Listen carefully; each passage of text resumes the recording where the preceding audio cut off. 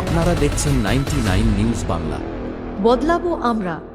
বাংলাদেশে ইস্কনের সন্ন্যাসী চিন্ময় কৃষ্ণ দাসের মুক্তি এবং সনাতন ধর্মের উপর আঘাত বন্ধের দাবি নিয়ে এবার পথে নামল গোপালপুরের মতুয়া সম্প্রদায় এবং ইস্কনের ভক্তরা। এদিন বিকেলে তারা কাঁকসার গোপালপুরে একটি প্রতিবাদী মিছিল বের করে। কেন্দ্রীয় সরকার যেন কঠোর পদক্ষেপ গ্রহণ করে এবং বাংলাদেশে যেন শান্তি ফিরে আসে।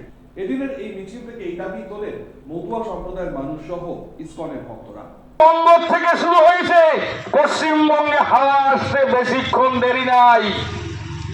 আমরা লাইসেন্স দেখাবার সময় পাবো না।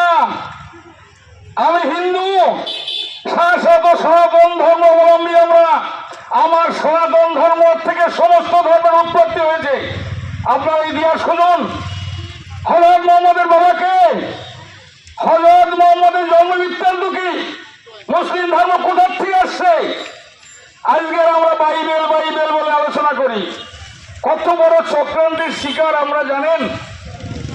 এর পিছনে কাদের কাদের হাত আছে? পূর্ববর্তী বক্তা কিন্তু বলে গেছে রাজ্য সরকার। আপনারা কান পরিষ্কার করে শুনুন, রাজ্য সরকারের কোনো এখতিয়ার নাই। রাজ্য সরকার কোনোভাবে সিদ্ধান্ত নিতে পারে না। এটা সম্পূর্ণ কেন্দ্রীয় সরকারের।